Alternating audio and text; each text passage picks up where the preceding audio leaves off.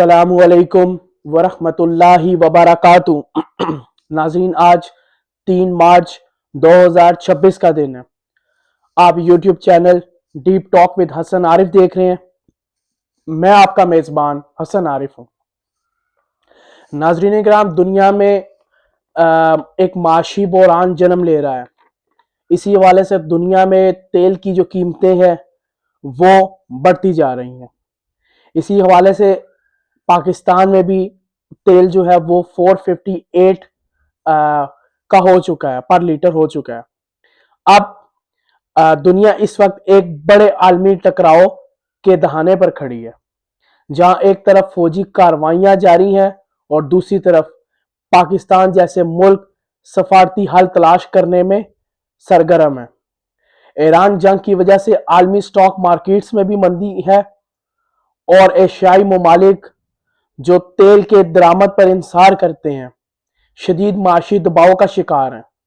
America में भी petrol की कीमतों में एक ही दिन में बहुत बड़ा इजाफा देखने को मिला है। तो अब सबसे पहले मैं आपको खिते में कुछ जो डेवलपमेंट्स हुई हैं उनके मुतालिक बताता चलूं। यूके ने जो है वो एक इसी एनर्जी क्राइसिस को कैसे डील करना है, अपनाए हुर्मस को कैसे ओपन करना है, कौन सा पैसेज इख्तियार करना है, तेल के जो शिप्स हैं उनको बैनुल अक़वामी मंडियों तक लेकर जाने के लिए उस सिलसिले में यूके ने एक वर्चुअल मीटिंग होस्ट की थी, जिसमें तकरीबन 35 से 40 मुल्क ने शमूलियत इख्तियार की थी। मैं आपको नाम बताता चलूं कि कौन कौन से मुल्क सर फहरिस्त हैं, जिसमें फ्रांस है, जर्मनी है, कनाडा है, यूएई है, जापान है, नेदरलैंड है, न्यूजीलैंड है, ऑस्ट्रेलिया है, रिपब्लिक ऑफ कोरिया है, डेनमार्क है, रोमानिया है, एस्टोनिया है, लिथुआनिया है, Norway, Bulgaria, Finland, Sweden, Croatia, Latvia, Panama, पुर्तगाल, Kosovo, Albania, Marshall Island, Greece, Somalia, Nigeria, Chile और बहरीन जैसे ममालिक शामिल हैं।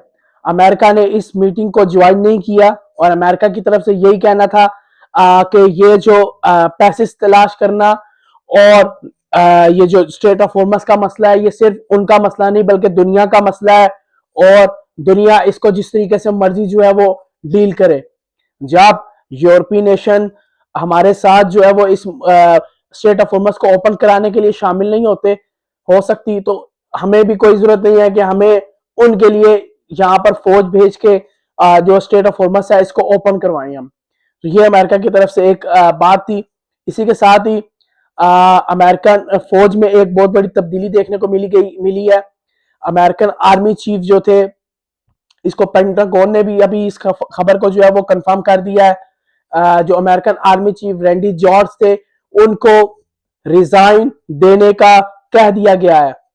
तो अब उनकी जगह कौन आता है, ये जैसे ही कोई खबर आएगी मैं इंशाल्लाह आपसे जरूर ये चीज शेयर करूंगा। लेकिन इस मौके पर अमेरिकन आर्मी चीफ को रिजाइन के लिए कहना ये कोई आम या गैर मामूली बात नहीं लगती।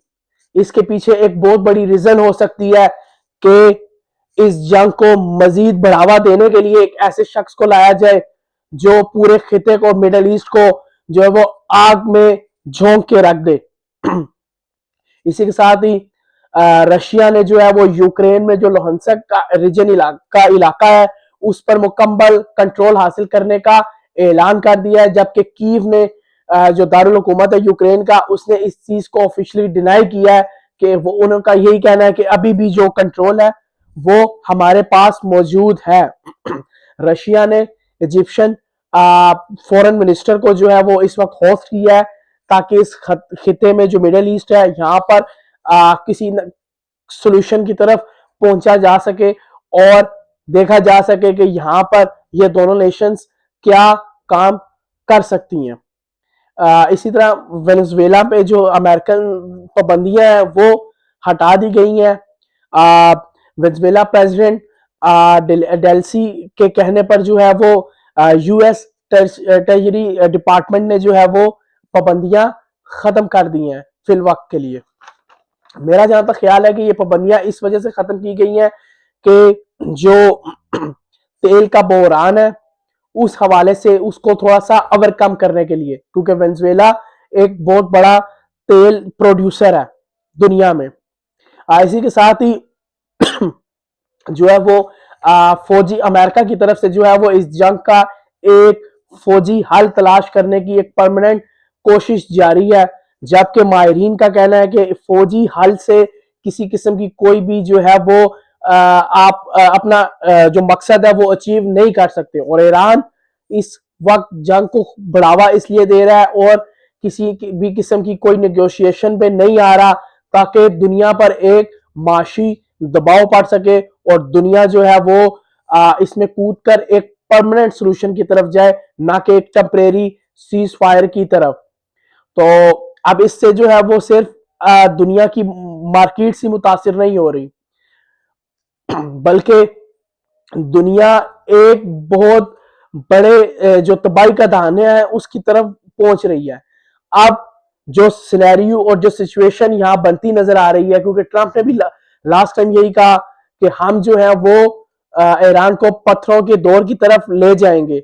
हम अभी अभी एक खबर भी मौसूल हुई है कि जैरेड फोर्ड, जिसके मुतालिक कहा जा रहा था कि वो मेंटेनेंस के लिए वापस चला गया है और तकरीबन 10 से 12 मंथ लगेंगे उसको मेंटेन होने के लिए, क्योंकि उसमें एक आग फूट उठी थी। अब जैरेड फोर्ड अमेरिकन सेंटकॉम का कहना है कि वो बिल्कुल ठीक हो चुका है, यानी कि उसकी मेंटेनेंस प्रॉपर हो चुकी है और वो किसी भी जंग के लिए इस वक्त कारामद है। और जैरेड फोर्ड वापस जो है ना वो मूव हुआ है।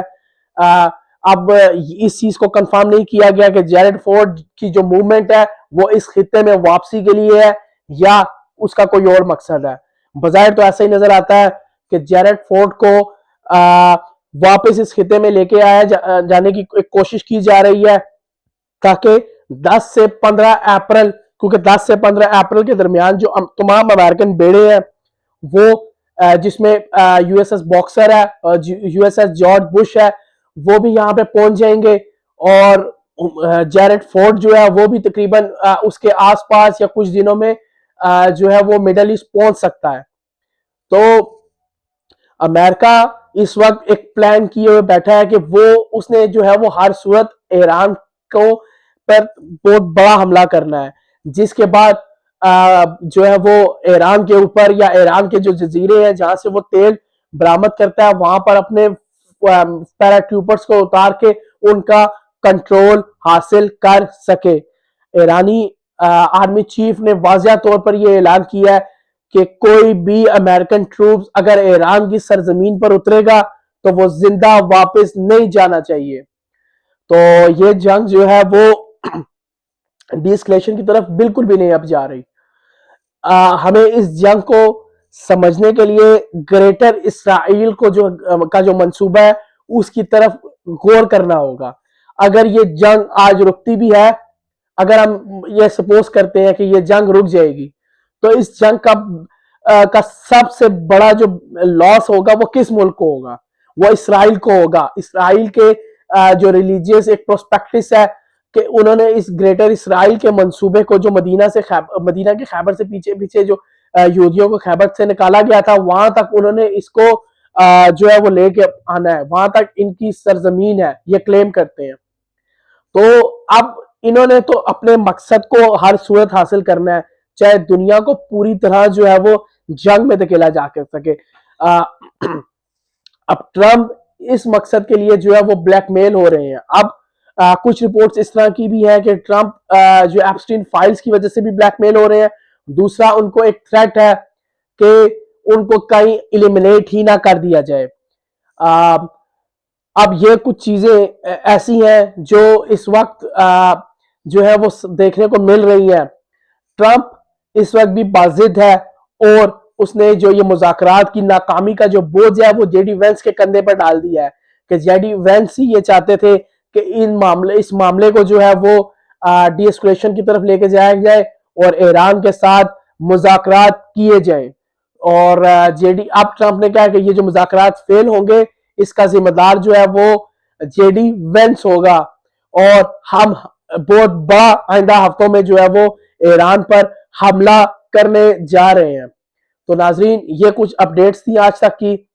तो अब लगता नहीं है कि ये जंग जो है वो किसी दाने पे बैठेगी। जिस तरह पूरी दुनिया में तेल की कीमतें बढ़ रही है, पाकिस्तान भी इस अमल का शिकार हो चुका है। तो ऐसा ही लगता है कि तकरीबन पाकिस्तान में भी ये तेल जो है वो पेट्रोल की प्राइसेस जो है वो तकरीबन 750 से 850 के दरमियान रुकेंगी। अब तक के लिए इतना ही। मजीद खबरों के लिए इस चैनल को लाजमी सब्सक्राइब कीजिए, लाइक कीजिए, कमेंट कीजिए और अपनी कीमती राय से जरूर मुझे आगाह कीजिएगा। अब तक के लिए इतना ही। अल्लाह हाफिज।